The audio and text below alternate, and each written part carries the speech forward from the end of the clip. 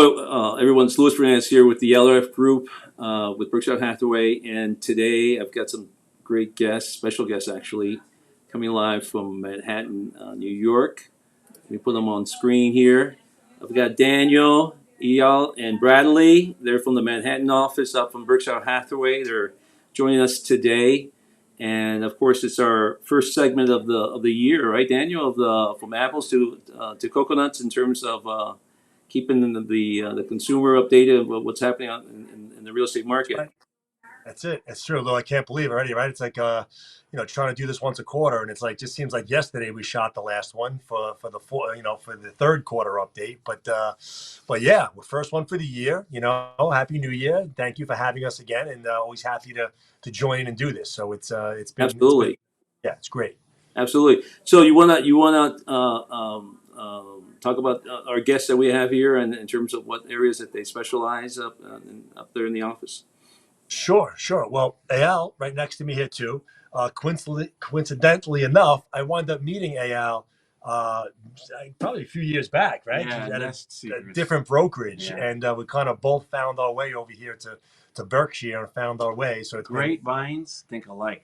exactly. Great. And Bradley's kind of new to the business, and Welcome just aboard, got Bradley. going. And matter of fact, I'll congratulate Bradley now because he and I just got an acceptance on my first deal for the year and Woo. Bradley's second deal ever. And Awesome. so he's Good job. extremely excited for that. Yeah. So we just sold something up in the Bronx, and good deal, 450K. Nothing, breaking the bank, but good solid deals of what people should be doing right now, and is buying versus renting, and that's exactly what these folks just did. Absolutely. So listen. So the year started. We're mid January, and so what's the feel right now up there in New York and in general? What's the atmosphere like in terms of buying and selling? Yeah, I mean, well, you know what? I'll just get it. I'll speak on it. What I see that's happening, I think is very interesting, is that transactions are still happening in New York. I mean, the market is actually not bad. You mind just scooting just a little bit better so I can get you? Yeah, perfect. Yeah. Oh, okay, sure. So I can get your whole beautiful face in here. All right, great. So, yeah, actually, people are still buying here in New York. It's not the numbers that we'd like to have, but deals are still getting done. I mean, the thing is, right now, the cash buyer seems to be the ruler in this market. And these particular buyers are very sophisticated. They know the New York City real estate market. They know they can get themselves a nice deal. They're not going to get a crazy deal, but they know they can come in and grab a deal, maybe get a few points off. Over here, the market's pretty stable on the price. You're not going to get like 25% off. You might get 5% off, 4% off, or somebody gets a little bit, or maybe an off-market deal where you were trying to get into a particular building, nobody wanted to sell, then all of a sudden, this market's a little bit slow. Some sellers that were thinking about selling are now open to doing an off-market deal. You know what I mean? If they have a buyer that wants to get in. Yeah. So, do you remember the statistics they gave us? Like, I forgot what month it was, but like they had over 666 transactions. Mm-hmm. So for New York, the number is important because anything under 500 is not good. Anything above 500 is pretty good for the New York market. So, we're still, it's still healthy. You know what I mean? Yeah. Still competitive. Yeah, volume is down, Lou, drastically. Like the amount of deals that are happening is down pretty substantial, but the pricing is not down. Exactly. And we're seeing a lot of property withdrawals come off the market and sellers opting to rent or just kind of sit on the sidelines a little bit, just until we can kind of settle into this. Really, the interest rate increase still is having an effect on us. Like Eyal's saying, it's not so much because we have a lot of cash buyers who are still taking advantage of this market. But that's what you're seeing is really a slowdown in the volume. So transaction-wise, we're down. Actually, what did I put really down? It's down. It was about overall about 40%. They were saying as far as compared to a year's time ago, as far as right now, volume-wise. Sure. So pretty substantial. But the prices are about 5 to 6%. So it's listen, there's still a market, and that's the thing. We're still seeing activity. I would say coming into the new year, I feel more optimistic. I have a bunch of buyers. Like I said, Bradley and I just made a deal. Hey, Al, we just looked at a nice $5 million property for one of his clients that is looking in investment.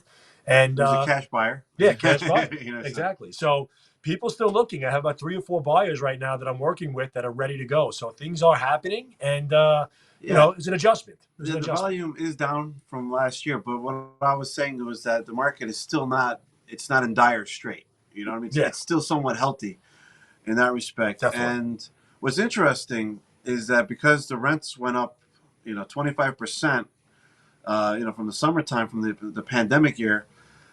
Now, if a property for sale is around 700,000 or less, it makes more sense for people to buy it, because if they decide they can rent something similar, they'll be paying more or the same than if they were to if they were to buy it and get a mortgage, because with the mortgage and the maintenance and everything, it's about the same as the rental price. Yeah. Sure. So you're seeing certain price points like under 700,000, somewhat healthy over there, because it makes more sense for them to buy it than to rent it. So we've noticed that as well. Exactly. It's the question which I always ask, Daniel, is like, so where's your feeder market? I mean, who's buying there right now in New York? Is it domestic? Is it locals? Or are foreigners coming back into the market? I feel yes. I feel they are. I mean, I think you're mix. still seeing it. It's a mix. It's still a good shift up in a mix. I just think you're getting people like our current buyer. They were local folks that were just here, and they just decided now, rather than paying money on rent, they kind of moved back in with their parents for a year. Just got married a year ago, so stockpiled some cash, and now ready to make a move. Yeah, I mean, yeah. What's interesting is that you have like a lot of people moving. A lot of people are always moving into the city because of the job market. Let's say Goldman Sachs, Morgan Stanley, Google. So you get a lot of talent come into New York, and some of these guys start off with really great salaries, and they figure out it's better for them to buy than it is for them to rent. So if they might rent for a year, but then all of a sudden they get a promotion. They're looking to buy now, and it makes more sense for them. That's right. And Lou, real quick, to Al's point, there also a lot of these companies are mandating, not mandating, but like requiring. Yeah, they are requiring the employees to come back to work. So that's really helping us, because it is getting people back into the city, where a lot of companies still do the hybrid, but more and more companies are requiring the people back to the office. I definitely see like the younger employees coming who are just getting started. They're pretty much in the office 5 days a week, maybe 4 days a week.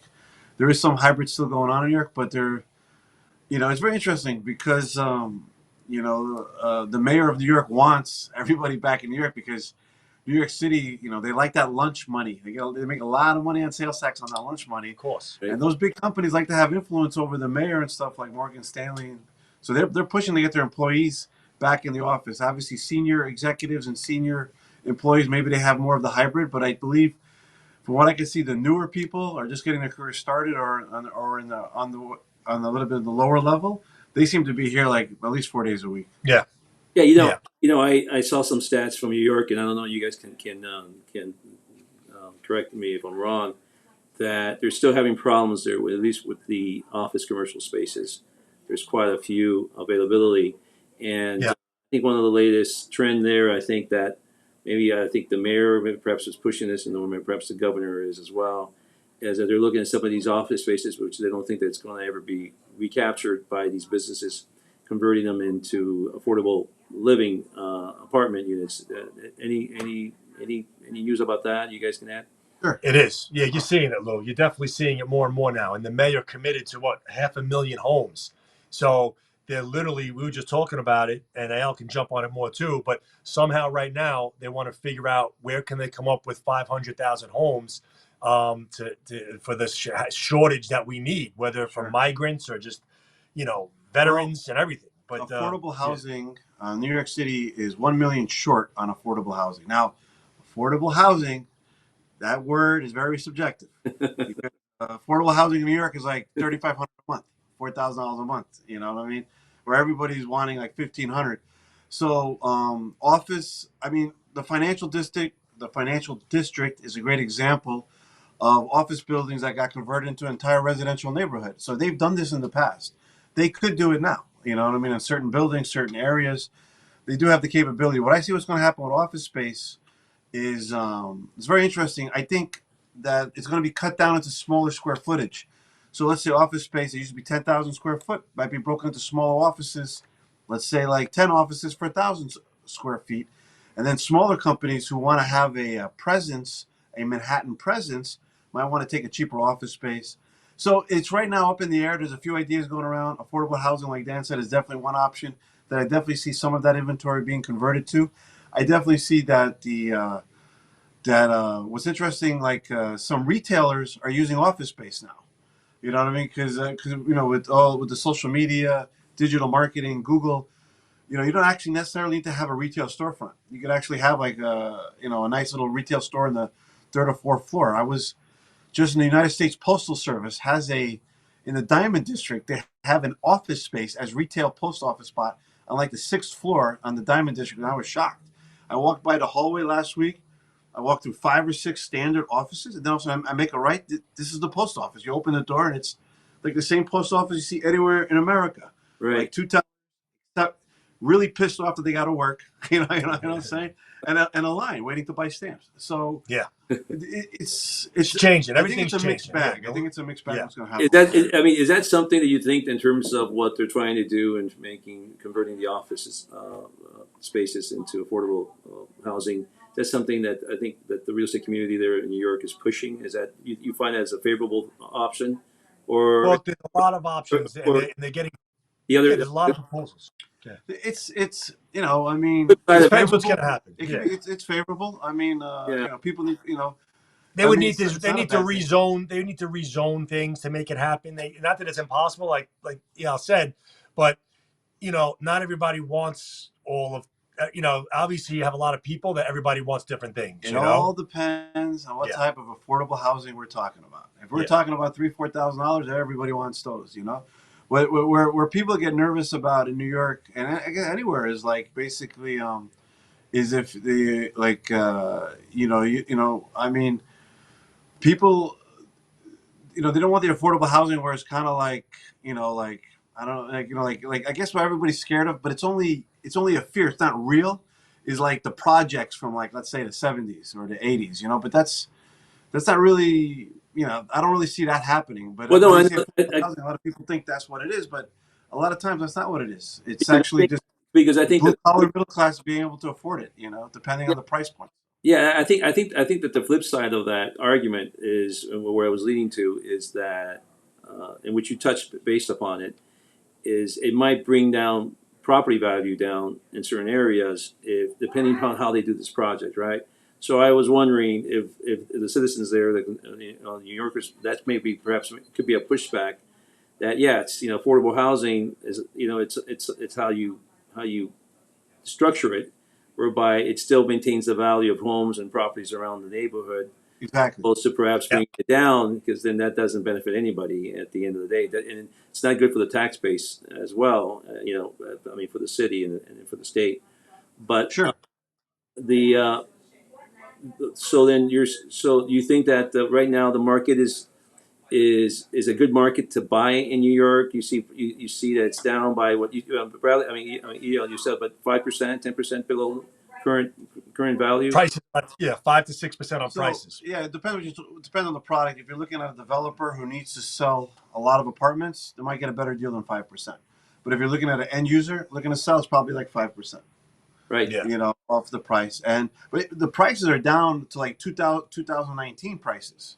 That's where we're at right now. Like the prices have basically been Very right attractive. before the pandemic. We were in a price correction right before the pandemic, Right. and now after the pandemic's over, we're basically back to around 2019 prices. So there's some opportunities here. Yeah. So Yeah. so If I if may say something, the affordable housing. What a lot of the affordable housing that I was referring to is a new development goes up, let's say 20 stories. They might do the first 2 or 3 stories for affordable housing, and the rest of it goes to regular free market. Rents. And nobody's against that. Everybody likes those projects because you're keeping the value up, you're bringing the neighborhood up, and It's a win-win. yeah, it's a win-win, and they're getting a tax abatement usually with that. So that's the affordable housing that I see a lot of it coming in that form. yeah, I was talking to Daniel just the other day, and we were talking about hey, for example, for me being down here, because I'm also, by the way, I'm licensed up there. With you guys up there in that office, and again, I've got customers here that are interested, and they reach out to me and say, "Look, Louis, how about New York?" And so this is a very salient point whereby I was there a couple of years ago with another company, and they were showing me the project in is it Hudson Yard, the Sure. project that they were building there. And I know that some of those projects there were tax abatement, where you can purchase these condominiums, these units. Is that something that's still very? Is that something that could create incentive for buyers? They say from Miami, Florida, or anywhere else for that matter. Yeah, it's a good opportunity to come into Manhattan. Pick up a nice condominium.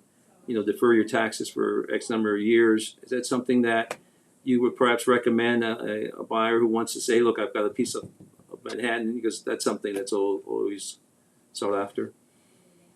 Sure. Yeah, I mean it is. I mean, I'll jump on it too. The city doesn't issue them as often as we would like, and they kind of did away with it a lot, Lou. Literally, we're talking about it now. We were just reading it in the Real Deal, which is you guys probably get this down here. Yeah. The whole thing about builders right now, a whole big section on it about trying to bring back more tax abatements in this 421A, because they need that. So, but it is an incentive if you can find it. Like we just came from a building now, it was too new. So depending when they start the project is going to be, and depending on the overall project. I mean, the city could, of course, issue something separate, but in general, we're not seeing so many abatements out there right now. Yeah. So right now they basically the De Blasio administration got rid of it. Now we feel I talked to a few developers, and they're very confident. The real estate industry in New York City is very confident that it's coming back. Yeah. Because they need to build affordable housing, and you're not going to have a developer want to take the risk and spend the money without some kind of a tax break. And basically, how they get the tax break is they give a certain number of units for affordable housing, and the rest for a free market, luxury market. So I believe it's coming back. I believe they have no choice, because I know developers who had plots of land, they just put it on hold, waiting for the tax abatement to come back, and they need the affordable housing. So it's only a matter It's only a matter of time. Yeah. Before they give into the pressure. So. All right, and then so then your buyers. What are the main concerns of the buyers there that you're having a conversation with, if any? So you have two type of buyers. If you have the investor buyer, he wants to make money, right? So the rents are great, and if you have like $1 million and it's sitting in the bank not making enough interest, you can buy something out cash. You can make some pretty good rents. Buying 2-family houses in Brooklyn, very popular right now. If somebody's got $3 million sitting around, you could buy an entire townhouse, brand new, totally renovated, good spot in Brooklyn, and make anywhere from $25,000 to $30,000 a month in rent, renting both units out. Yeah. And then if you're an end user, you want to live in Manhattan, in the most exciting city in the world. People come here for the action. And the culture. Broadway's back, the Sure. theater's back. Everything's back. The job opportunities are Yeah. here. I was just talking to somebody in the building who works for Morgan Stanley, and she's got a really good job in Morgan Stanley. She moved to New York 3 years ago, and she was in Delaware. She's like, I was living in Delaware, small town, nice family, but I wanted more. I wanted more opportunities to make more money, more action, and she found it here in New York. Where she's getting 3 times the salary than she was getting in Delaware. So, yeah, it's all different types. So right now, the market, like for example, you would say that Brooklyn's it's a great opportunity right now for investment opportunities, more so than, let's say, Manhattan as an investor. If you're looking for rental income, is that or that's not necessarily true? Hello, I think I lost you guys a lot. Sure. All right, so I guess we're back again. So the question was, in terms of which of the markets right now currently would you recommend? It's Brooklyn, Manhattan. Which is there anything that you recommend for buyers, especially from down here in South Florida, looking to make a move? My thing with you can have different things. I feel I think the most important thing is to buy, really, in my personal opinion, because I think it's just so many benefits to purchasing. But obviously, if you were going to rent a little bit, check out different areas. Brooklyn is really on fire right now. Very trendy, very hot areas throughout Brooklyn. A lot of development going on. Really all over the city. I mean, I'm reading in the paper now too. Even in Queens, they just bought 4 parking lots and trying to put up buildings. So everywhere's good. Manhattan, there's no place you can't touch in Manhattan right now. You know? Yeah, I mean, I'll tell you right now. I mean, you could pretty much any neighborhood you want, you can pretty much get into right now in Manhattan. I mean, Brooklyn. If you like a townhouse, if you're a townhouse shopper, Brooklyn is definitely the place to do it. Yep. You get a two-family. You can rent both of them out, make some good money, or you can live in one of them and rent part of it out and rent the other one out. You know, if you want the luxurious lifestyle and you want the unbelievable shopping, Then you go to Miami. unbelievable shopping, restaurants, culture. You want to be steps away. You get into Manhattan. You want to be close to work. If you're working in Manhattan, then you go into Manhattan. So it just depends. I mean, if you want more action, you buy in Manhattan. You want a little bit more quiet and some income, more income producing options. I think you go into Brooklyn. And Yeah. and also, the questions for sellers. I mean, why are they selling? Usually, what's one of the main objective reasons why your clients are they moving out of the state, or or they're just moving to different neighborhoods? What's one, perhaps maybe the main reason? The average seller in New York lives in New York City 3 to 5 years. So a lot of people that come here, Go to school, do whatever. do Yeah. what they got to do, get their career started, whatever. And then all of a sudden they get a better opportunity somewhere else, or I had enough with the city, I had enough with the hustle, I want to move out. So 3 to 5 years is the average seller holds on to their property in New York. Yeah. So you're seeing that turnover. Some people are cashing in. Some people are just ready to move on, different lifestyle. So Bigger place. There's a lot because there's still 8 million people here. So there's a huge turnover still. I mean, a lot of people in New York come in single and they leave married. They come in. So a lot of times people come in here single. They meet somebody. Yeah. They start a family and. And look, Manhattan very rarely sees a buyer's market. That's why it typically can stay a seller's market just because of the amount of volume and people that are here. So the fact that we're seeing somewhat of a buyer's market right now is really an indication that people should buy. I'll tell you because now, it doesn't last. a lot of people believe eventually it's going to sound crazy, but in the near future, it's going to be a seller's market because if the sellers are not getting the price they want, they will simply rent it out, or they'll take it off the market. They don't care. They got, what I mean. Usually, this is a city filled with whales. It's a lot of ego here. It's not about money. Sometimes, and that we'll hold on to it. If I'm not getting the price I want, I'll rent it out, or I'll keep it as my second or third home, and I'll just wait for the market to be better for me. But all to say, Lou, real quick, we are a city filled with whales, but we had more millionaires move out of the city with pandemic and actually head down to you in like record droves than we saw in a long time. So Eyal's correct, but the city needs to straighten things out a little bit, and they are doing that. But people don't want to fear for themselves as they walk around. They don't want to. So that's the only thing that still needs to come back a little bit. The subways. And Bradley, jump in. Yeah. Just want to go off what he was just saying. Like those are the first movers, the whales, and then we're seeing with Eyal and I working with listings with people, sellers who weren't able to sell their home with other agents. We're seeing under $700,000. They're seeing that they wanna take advantage of that too and see if they can sell. And so we're getting a lot of feedback from those people right now because they saw all these other whales go down to Florida. So 700 and under, like Eyal said, is like the sweet spot for sellers. I feel like. Moving forward. Well, New York's got to keep the people here in New York. They got to make sure there's enough incentive to stay here and do business here and not chase everyone out of here. Sure. So I mean, basically, on the 2 points, on Bradley's point is definitely the 700,000 or less. The market is in their favor for those particular sellers, if marketed correctly, that we see because of their high rents. It makes sense to buy at that price point.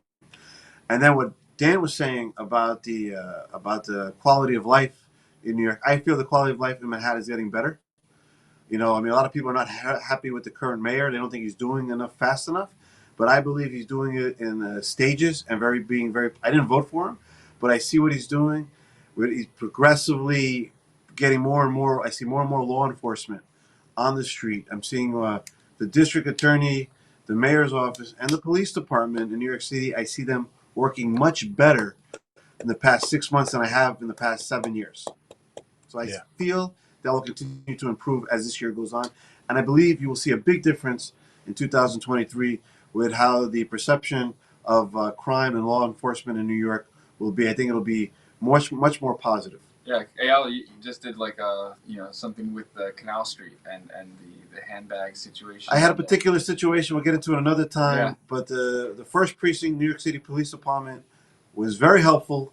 Took a little bit of a community outreach, but we were able to. We had a major criminal element that we were able to, working as a community, get subdued. So we were very excited. We're very excited about that, and law enforcement was very eager to assist in that. Yeah. Awesome. I think that since my team is a relocation certified team, and we're handling customers not only from New York but also from Chicago, from LA, and one of the concerns that they have, among many others, is the crime rate. And I'm glad that you mentioned that, because it's a quality of life issue, right? And so they're very concerned about their employees being safe and raising families, and that way it's a retention issue as well, that they can keep happy employees for their businesses. So that's among many reasons why people have moved down to Florida. The fact that it's a tax haven state, we have a balanced budget, and we have the sunshine, the weather, all those things are just icing on the cake. But Miami, for example, last year experienced the lowest murder rate since 1930. And so you can walk around here in South Florida and Miami in general, and you can dress well. Not necessarily worried that somebody's going to jump you. And I think those are some of the concerns that our clients coming from the Northeast, and also from the Midwest, especially cities from Chicago, they relayed that to us, that's one of the major reasons as well that they're moving. And down here, what we've seen is over 122 companies that have made Miami either their global or their regional headquarters, which we have never seen that. Wow. Yeah. I mean, Citadel. Exciting. Yeah. Citadel is one of the a hedge fund that's worth more than $54 billion in assets. They've moved down here, or they're in the process of moving, and they're building a $1 billion investment tower in Brickell to help move over 1,500 of their employees. And this is just one of many hedge fund companies that have come down to Miami. And we have never experienced that. In the years that I've been in real estate for the last 25 years, that, Miami, Florida in general has always been retirement, vacation type of, investment type of lifestyle. That's not the case anymore.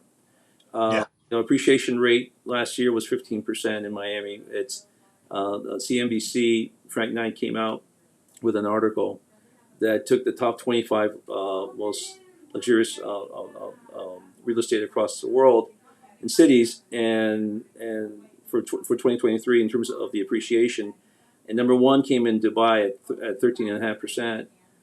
The second was Miami. Miami was the only, I think, top 5 or top 6 U.S. cities in the top 20. New York was in there, by the way. New York came in, I think, 17th at close to 2% appreciation, somewhere around there. Mm-hmm. But we've has for us has the interest rates affected us? Yes, it has, but not at the extent I think it has in other areas. Our problem here is a supply problem, which is not going to get solved anytime soon. Just like, and you guys have touched that part too, is that there's a shortage across the country of more than 5 million homes, and you're not going to be able to make up those supplies anytime soon. It's going to take decades to do it.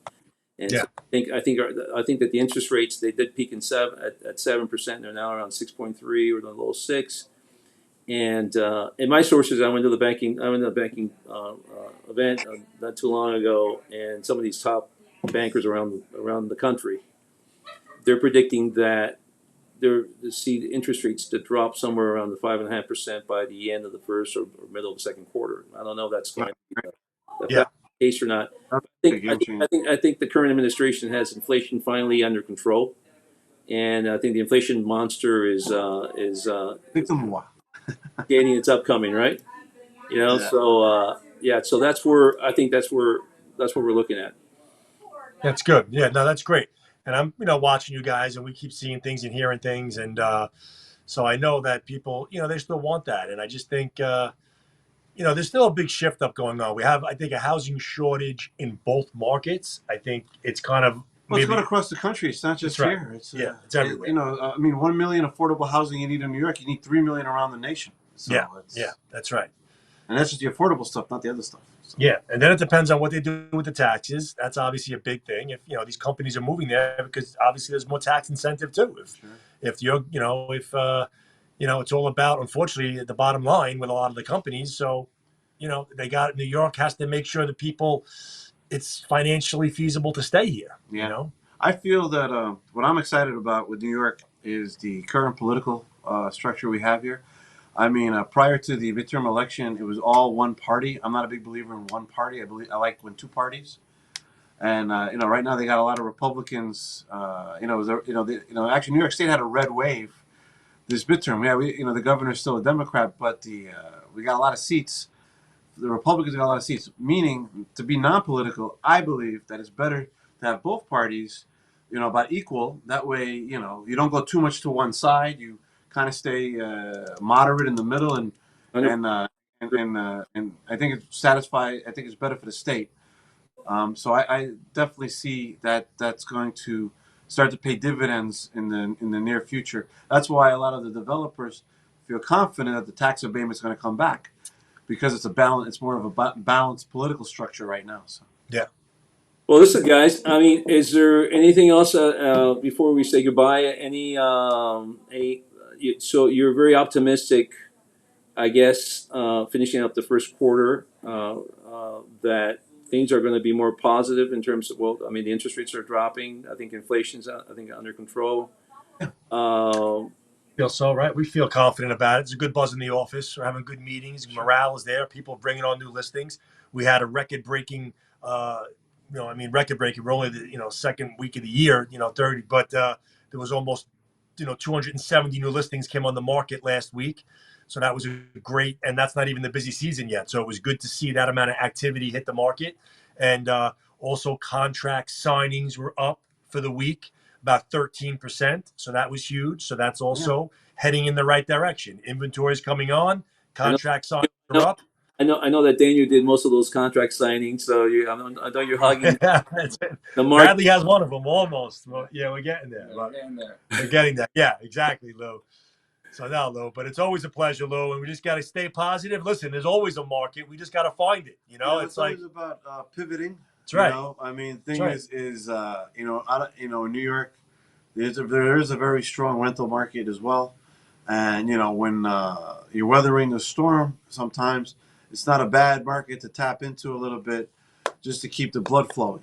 So luckily New York has a strong rental. Yeah. And I believe the sales are it's going to be much stronger this quarter coming than it was the previous quarter. Yeah.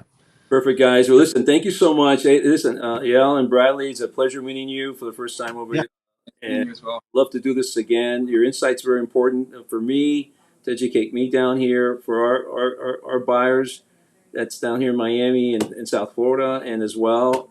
I think this is what colleagues are supposed to do: network and help each other out. And I'm looking forward to doing business with you guys. On 2023.